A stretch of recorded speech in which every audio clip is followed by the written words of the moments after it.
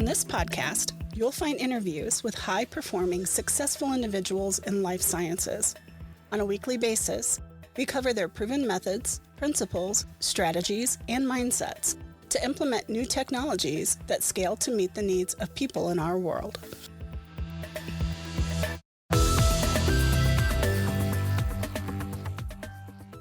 Hello and welcome to the Life Science Success Podcast. For those of you who don't know me, my name is Don, and I'm a digital marketer and consultant in life sciences. And my guest today is Dr. Raphael Amato. He is from Zai Labs, and we're going to hop right into that interview. But before we do, we have a quick word from our sponsor.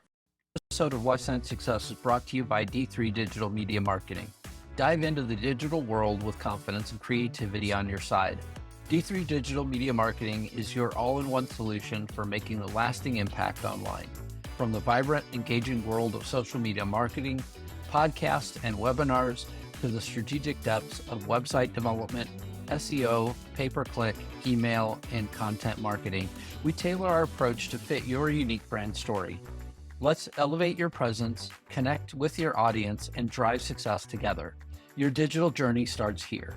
Visit d3digitalmedia.com to learn more. This episode. And so with that, in today's episode of Life Science Success, we're joined by Dr. Raphael Amato. He's an esteemed leader in oncology research and development, currently serving as the president and head of global oncology at Zai Labs. So with that, welcome. Thank you. Glad to be here.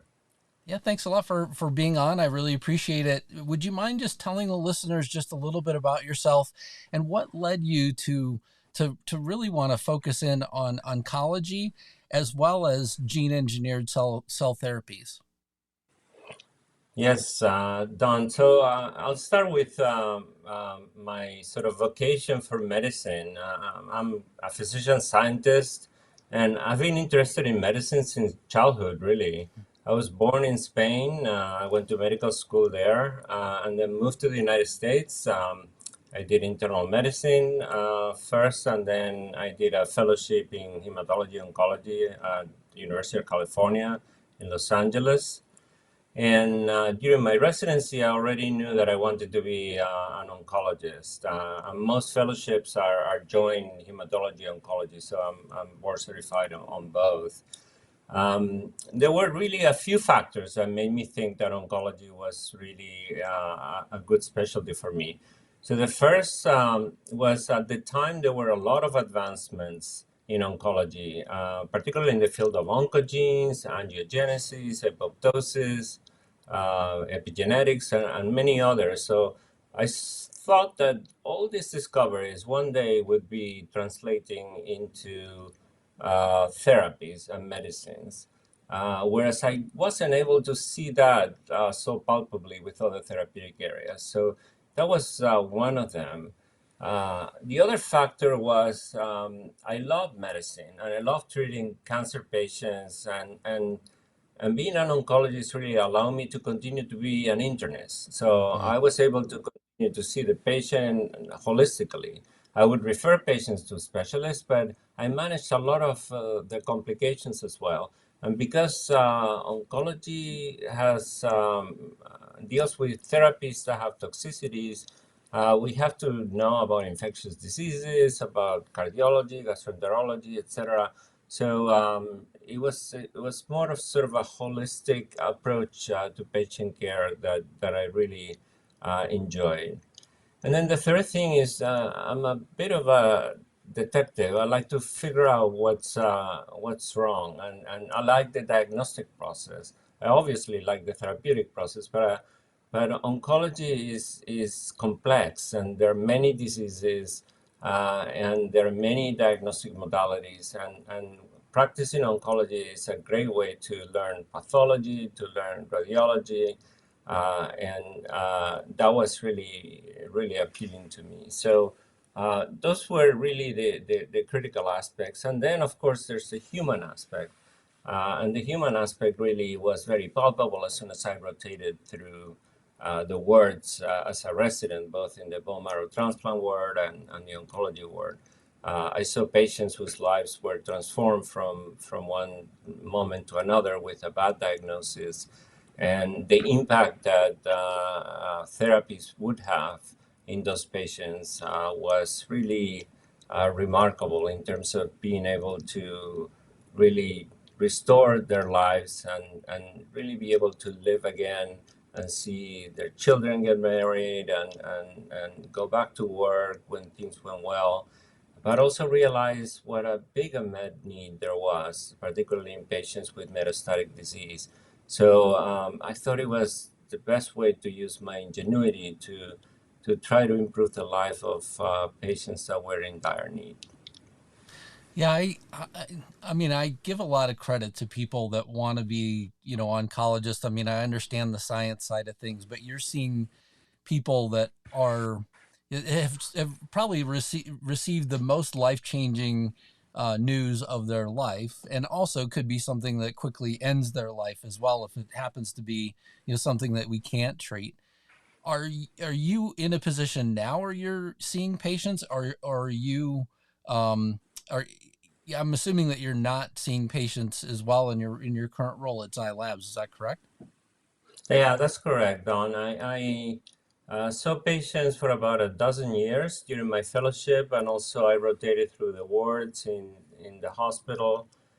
We had a solid oncology ward and a bone marrow transplantation ward, and then I saw patients in the clinic. And I also worked in a laboratory. And in the lab is where I started to actually do gene transfer and gene therapy. We started doing this in the very early days of gene therapy. And then I moved on to gastrointestinal malignancies. So I saw patients during that time, and then I joined industry in 2003. And I continued to see patients, but I very quickly realized that it was very difficult to actually make it compatible to do research in industry and see patients. What I do see is a lot of cases that get referred to me particularly to see whether there are access to novel therapies, therapies that are under development, or that we may have drugs in development either internally or what else is out there that may be promising in a particular disease. So I do like to review these cases and help when I can. And during the course of my career, I've had drugs that, even though they weren't approved, we did like single patient IND or compassionate use. And so that's not really practicing medicine, but it's really interfacing with physicians and patients and their families. Such an important thing to be able to do as well. And yeah, I there are people that I know I've interviewed here that have said, many times that they, miss the components of seeing patients, but at the same time can see kind of this bigger world as well, that, they're able to touch many more lives through a lot of the research that they're currently conducting as well. Absolutely, Don. This is really um, a paramount reason why I joined industry. Particularly when I was doing GI oncology, we had a dearth of drugs at the time. The drug that was most commonly used was 40 years old, was 5-FU at that time. It's even older now. And then new drugs began to emerge, particularly for colorectal cancer, which is the most common GI malignancy. But we still had a great need. And as a matter of fact, I was an investigator in one of the drugs. It was an EGFR inhibitor. And my first industry job was with Amgen. And I actually had the opportunity to transition to Amgen and continue to work on that drug, from being an investigator to being now somebody that was championing the approval of that drug. And what a difference that made, because I was able to alter the course of the development of the drug. And we found out, for instance, that drug doesn't work in patients that have KRAS mutations. Ah. Uh, changed the entire field of colorectal cancer because there was another drug called cetuximab already in the market that was marketed for all patients. So FDA, EMA, and then eventually all the regulatory agencies changed the label for KRAS wild type. KRAS is an oncogene that's common in colorectal cancer. And nowadays, everybody gets genotyped to see whether their colon cancer is KRAS mutated or wild type. So that was incredibly satisfying for me. I wouldn't have been able to do that had I stayed seeing patients.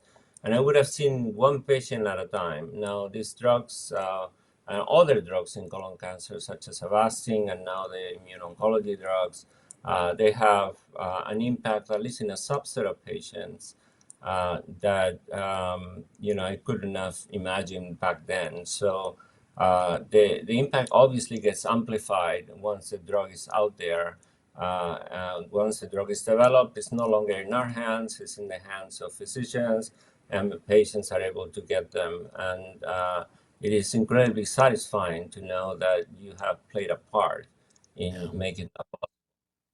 Yeah, so important. Yeah, in your career journey from Amgen and now to Zai Labs, what are the more significant milestones that you look back on and you say, you know what, I either learned something significant at this point in my career or I've carried something forward, in this point in my career because of having the experience that I've had in the past? Yeah, I generally try to do something innovative with every product. And my job, I saw it as if there's a compound that has activity, that has a therapeutic window, that is the therapeutic potential is greater than its potential toxicity, that we ought to extract as much benefit from that drug as possible. And sometimes that means restricting the indication, as I mentioned, for instance, with the example of KRAS. Sometimes it means employing the drug in an indication that is not necessarily obvious. So one has to do laboratory work to see whether the drug works. And I was fortunate to, for instance, work on a thrombopag, and we developed it.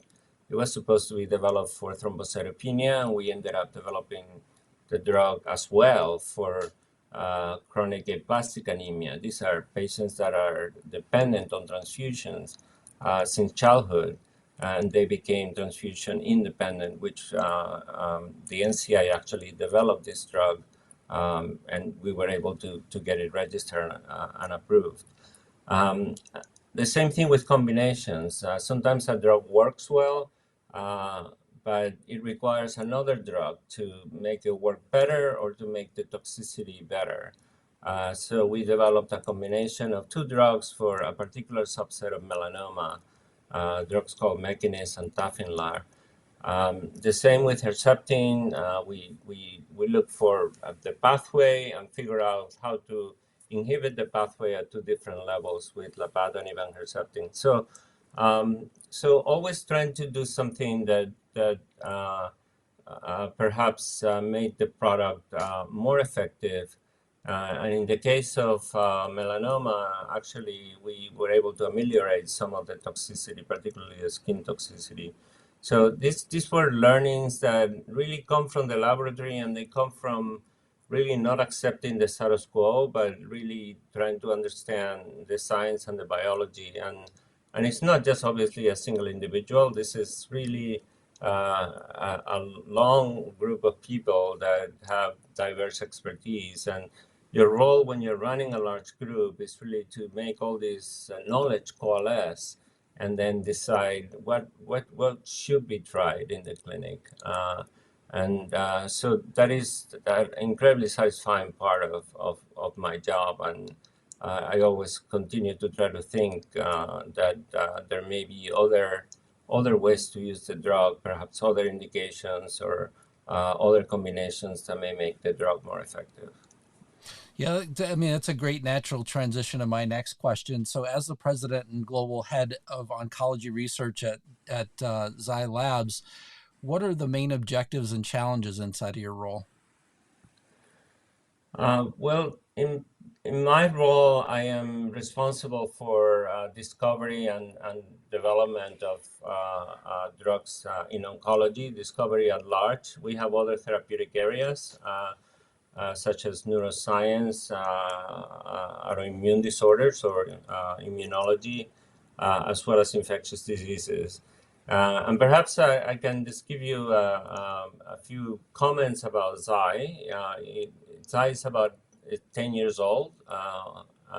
Recently was the 10th anniversary, and it's got 6 drugs approved in China, and it was based on open innovation. These are drugs that are de-risk, and they really address grievous illnesses, and they have really transformational effects. So we're very proud that we're focusing on diseases that are underserved. Um, and the reason why I joined is that in addition to being able to move this pipeline of, which is a very rich pipeline in China, the company wanted to globalize and have a footprint that encompassed the rest of the world. And so for me, that was an incredible challenge that I could not let pass. So it involved, in my role, first building the teams that were able to develop drugs globally, and then access these products. And we did this 2 ways. One is building laboratories. We have laboratories open in Shanghai as well as in San Diego. The laboratories have been incredibly productive. I'm very proud of that team.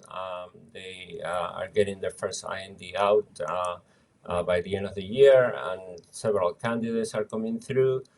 We have 3 drugs in the clinic already, to which we have global rights. That 2 of them are internal. One is through business development, and we have the goal of having 1 IND per year, either coming from internal laboratories or again from partnerships. In addition to continuing to further the pipeline in China, globalizing the company really requires a set of activities that are incredibly rewarding. And we've done this before, and the people that are joining us are people that have a lot of experience doing this. As I said, three products are already ongoing, and we hope to have at least 1 or 2 every year.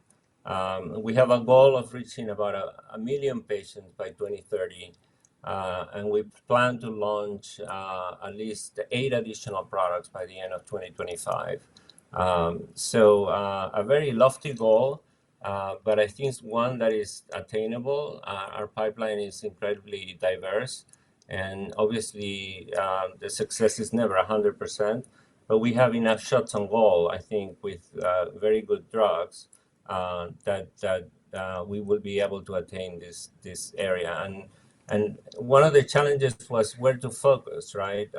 One cannot really try to tackle the entire area of, for instance, of cancer biology. And so we had to choose areas where we had expertise. DNA damage repair, oncogenes, antibody drug conjugates, immuno-oncology. So we have several areas where we do internal research and we do business development. And so far, we are being productive, and we hope that this continuum of drugs will continue to happen, and we'll be able to have the pipeline grow and become a real fully integrated global company.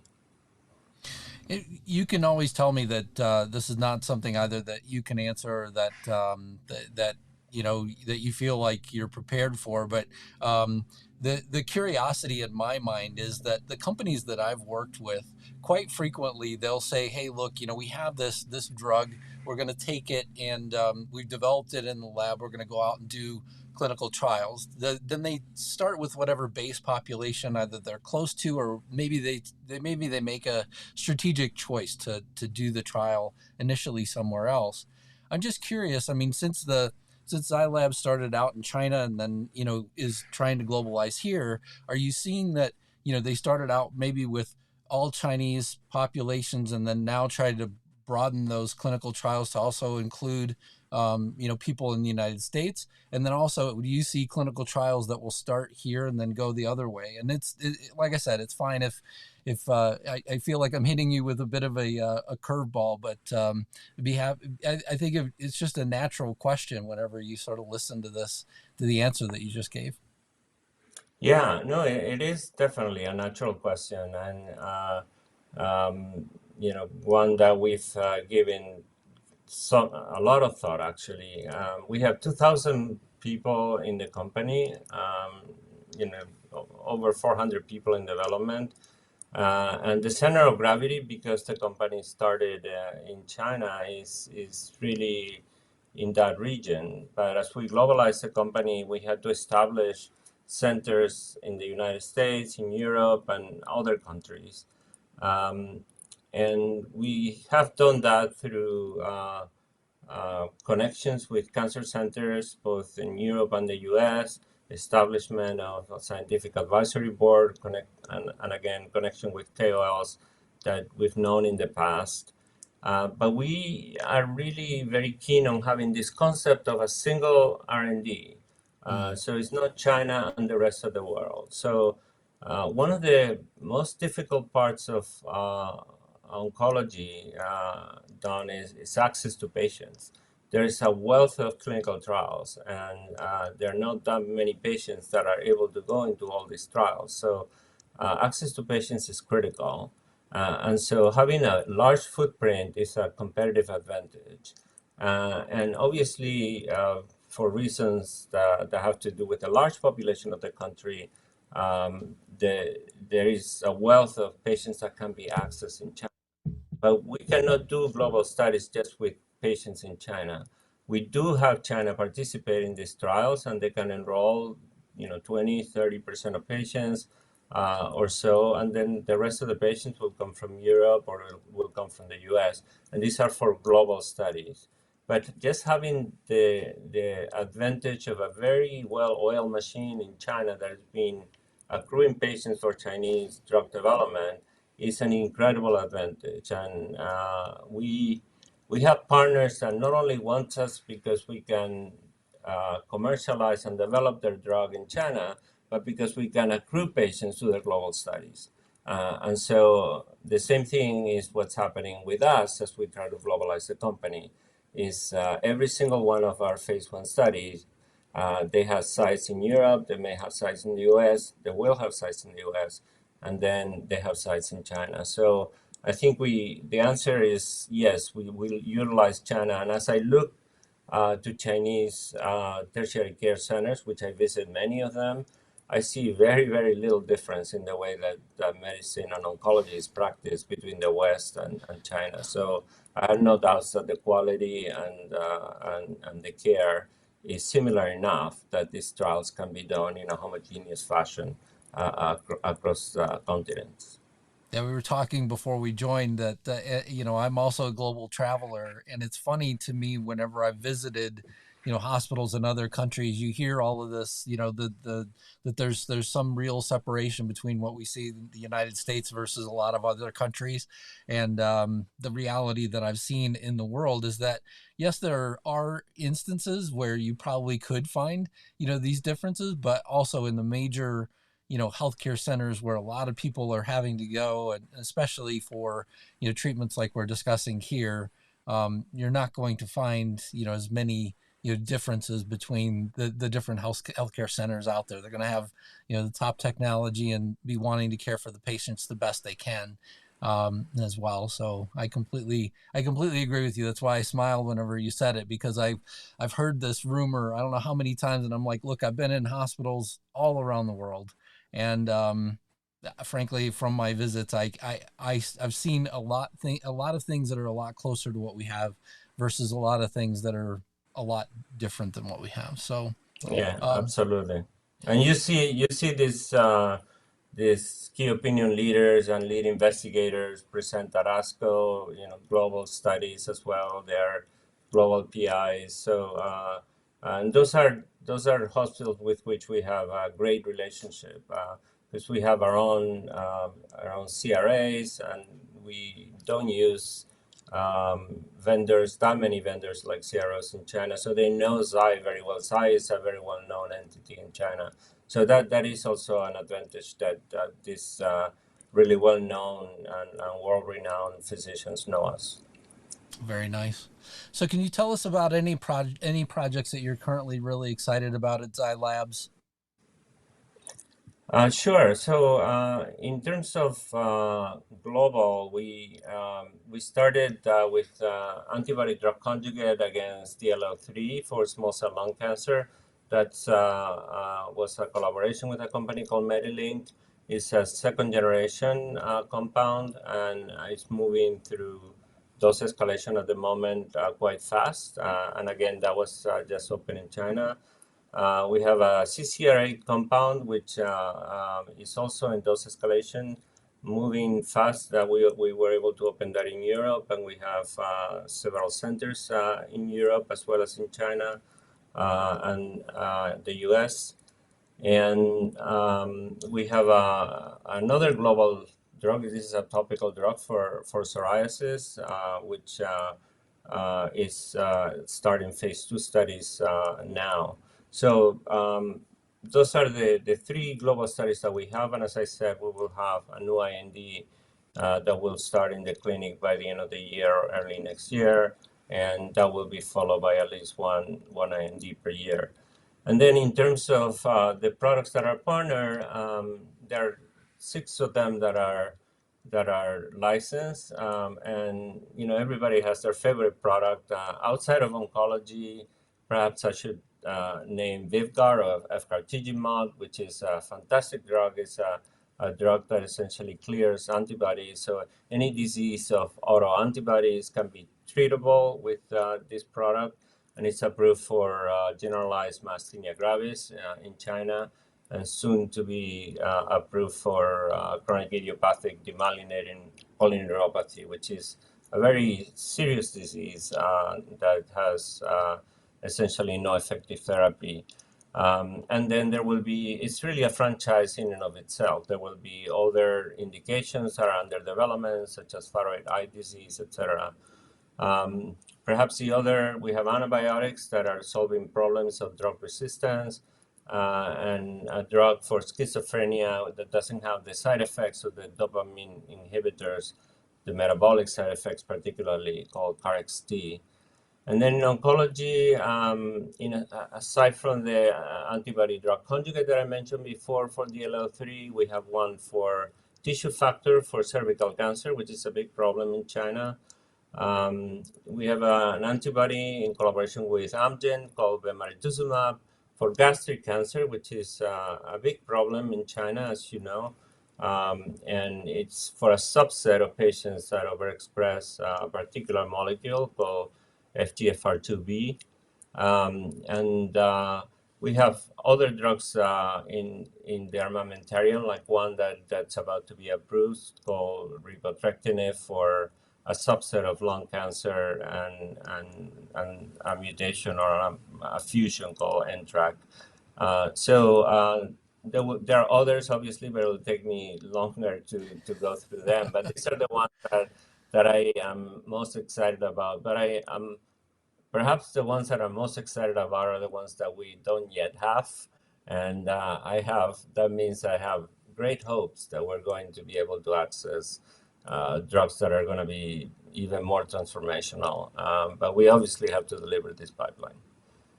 Yeah, I mean, I'm always amazed as well in terms of kind of the depth and the breadth of the menu that a company is working on, and I feel like your answer was directly in line with what I would expect with a company with the history of Zai Labs, right? That look, you've got a lot that you're working on, and there are a lot of reasons why a lot of companies have so many different things that they are working on, because you never know exactly how they're going to perform in the end. And there's still work that your team, I'm sure, is working hard to overcome every last bit of the scientific challenges as well as the regulatory challenges that are put in front of them. So it's not an easy path for sure.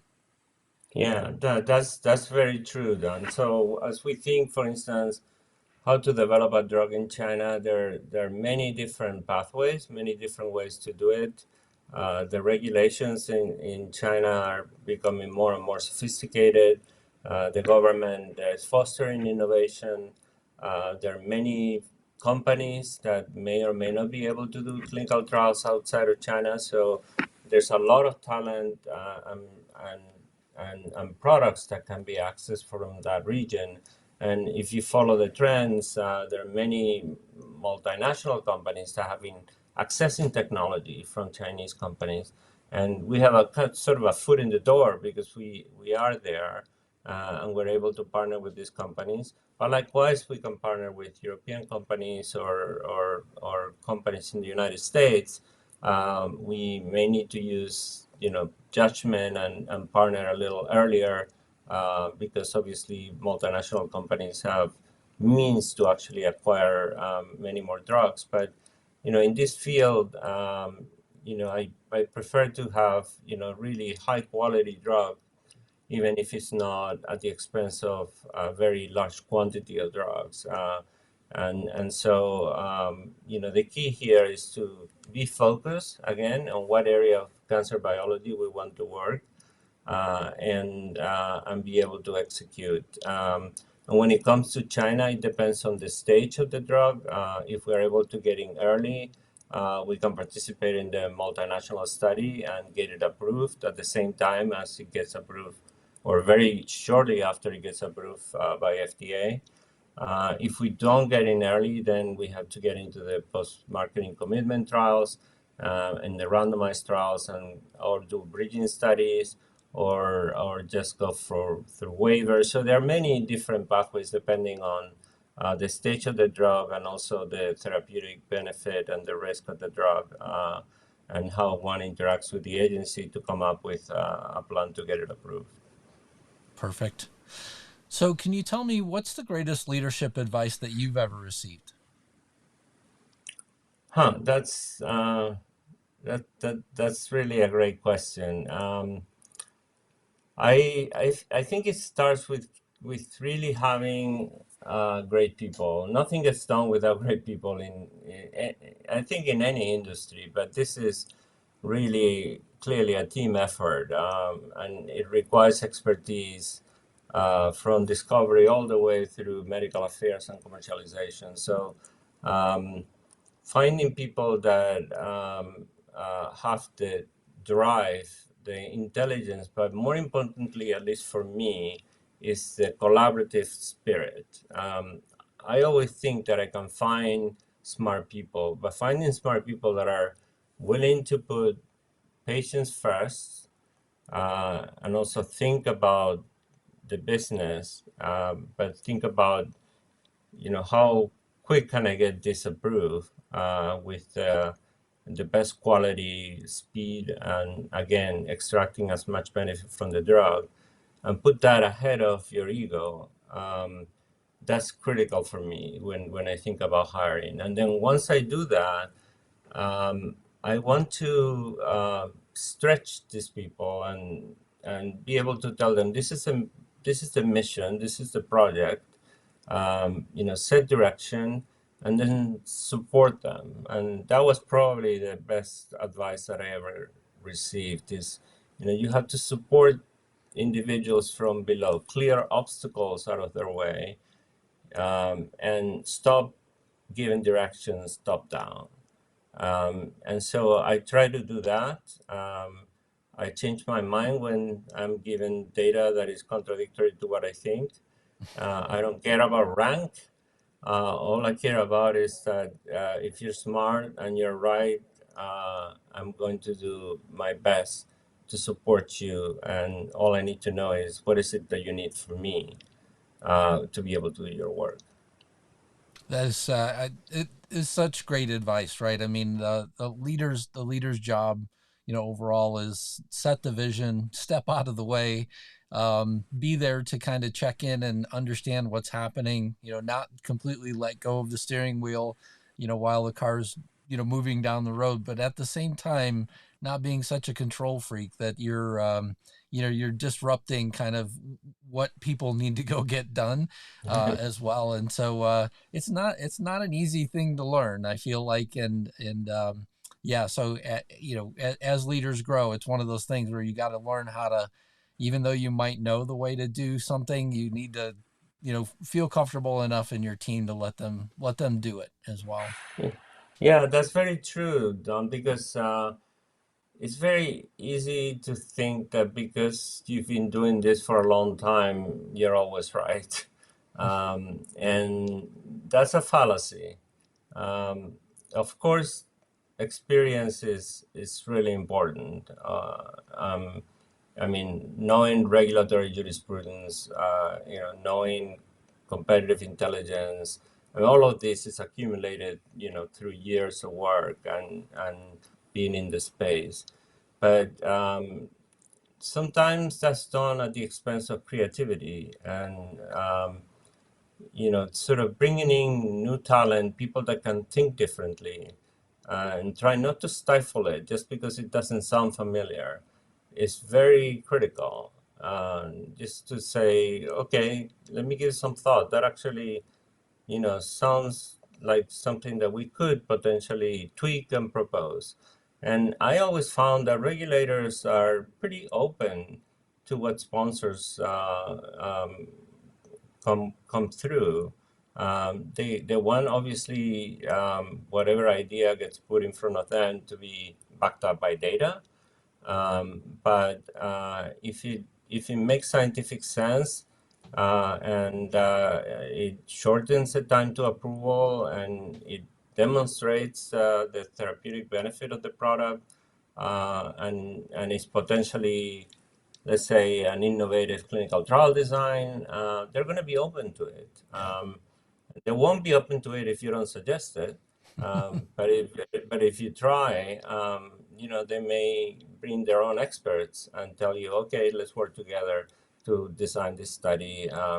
Perhaps you can get approval based on response, and maybe full approval, based on the ultimate endpoint.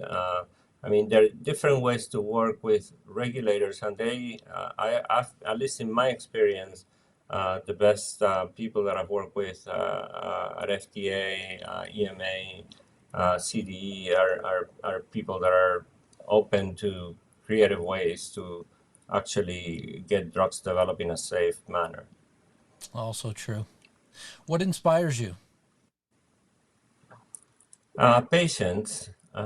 Um, I remember, many of them, as I said before. I know that they're waiting. I know that there's a lot to do. The vast majority of tumors are solid tumors. Liquid tumors have benefited a lot from gene and cell therapy, particularly myeloma and non-Hodgkin's lymphoma. We still need to democratize that space, and there are ways to do that with in vivo delivery and other technologies that we're thinking about. But that's not really the majority of tumors. The majority are solid tumors, and metastatic tumors are difficult to treat. Melanoma is a success story, but even that disease, there's a lot of patients that relapse and end up succumbing to it. There's been advancements, but most of them prolong survival, and they don't necessarily eradicate the disease. So making inroads every year into curing or prolonging survival is really key inspiration. And the other is the scientific and intellectual satisfaction that one gets from looking at data. I mean, sometimes you're the first person to know the results of some study. The first person tends to be the statistician, which I am jealous of. But very quickly, you can sit down with him or her and start understanding the data, and that particularly when it actually um, you know points in a direction where you think you already have a drug, is super satisfying, because then you gain momentum and you can start mobilizing, and people get energized, and things happen very quickly. And if the data is negative, that's equally important. You have to really be humble and know that biology is sometimes going to disappoint. And what you cannot do is keep moving the goalpost, because you will never kill a drug that really doesn't have a future. So looking at data is important, both on the positive side and the negative side. But at the end of the day, you do that because there's a patient at the end of the line that needs your help. So that is really the primary objective of what we do. Yeah, also important. What concerns you? When I think about this field, what concerns me is that we haven't really improved the process very much, at least not as much as other industries have. It still takes a long time to get drugs approved, and it takes a lot of money to get drugs approved. With the help of regulators, we've gotten more drugs approved, and I think it's doubled during my career now, the number of drugs that actually get to the market. But when you look at oncology is about 45% of all the drugs that are under development, including all the other therapeutic areas. And it's made of a lot of me too drugs or me better drugs in areas that are proven, targets that are proven, particularly immuno-oncology in the recent past. And it's also made the rest from ultra-segmented groups. So signal transduction, mutations that are developed under the pressure of an inhibitor, for instance. Then there are secondary and tertiary drugs that, they improve the prevalence of the disease and they get the patients going as if it was a chronic disease. But the number of patients is so small that it's hard to access them. So access to patients, length of clinical trial, the length of the development process is frustrating.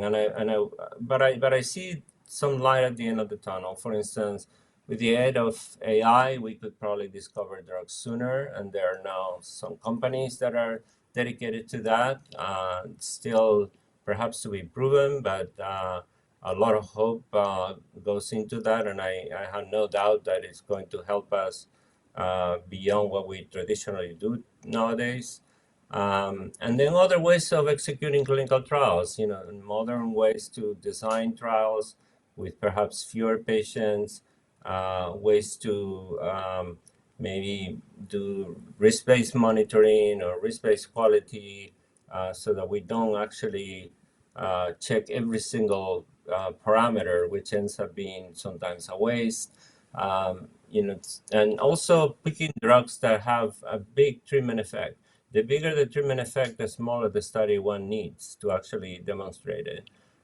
So in the past, there's been trials with 1,000 patients. Those are a thing of the past because they take many years to fulfill. So getting drugs that we think are going to have a big treatment effect, so that we could demonstrate it with 200, 300 patients, and then move very fast. So again, I am very hopeful that as we learn all these lessons, the technology helps us. We will be able to do more with less, particularly as the science improves and gives us targets that are tractable and that make a big difference in the natural history of the disease. Yeah, absolutely. That would be wonderful to see the output of acceleration as well. What excites you?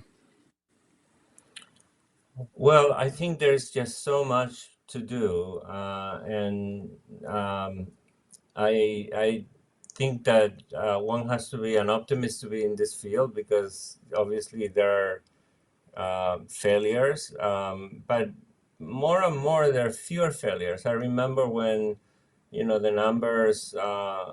number of failures in phase 3 was high.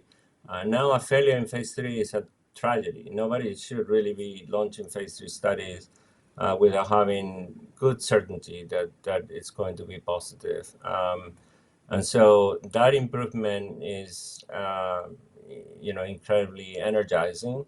I think the wealth of targets is incredible. I mean, when I go to JP Morgan or meet with other companies and I see what they're working on, it forces me to actually go back to the literature and start reading and start talking to multiple experts in the field. And in the end, I become an expert myself in that area. And I love to learn. I'm very curious. And it helps me make a decision. And sometimes the decision is not just based on the science.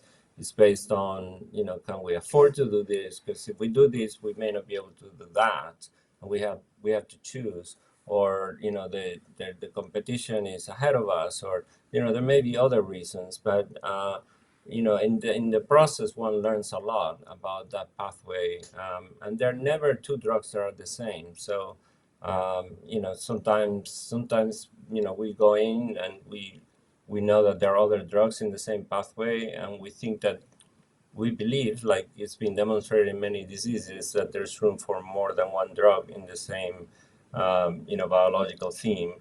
So I think it's the pace of science, the fact that we every year that I go to ASCO or ESMO or any of these scientific meetings, there are breakthrough discoveries that make huge impact in the natural history of the disease. And the fact that I can play, even if it's a small role, in making that a reality. To me, there's really nothing better, to spend your time doing. Forming teams, growing talent is also fantastic. Working with great people, and then being part of this community. It is really indeed a community that appears to be very large, but it's not. It's not that large. I think the longer you are in this business, the smaller it seems. Yeah, we all seem to stumble across each other at different points, don't we? Yeah, Well, that's right. well, Dr. Raphael Amato, thank you so much for being on the Life Science Success Podcast. Thank you for being here and telling us everything that's going on at Zai Labs. And yeah, I look forward to hopefully getting to meet you in person and get to hear more about all the exciting things that you're getting to work on. So thanks a lot. Yeah, thank you. I would love that. Thank you for listening to Life Science Success. For complete details about this podcast, including show notes, how to get in touch with guests, and more episodes, please visit www.lifesciencesuccess.com. If there's someone you'd like for us to invite to the show as a guest, please let me know by sending me a message at the podcast website. Please click subscribe on your favorite podcast app, share the podcast, or tell a friend about it, and last but not least, rate the podcast. Thank you again.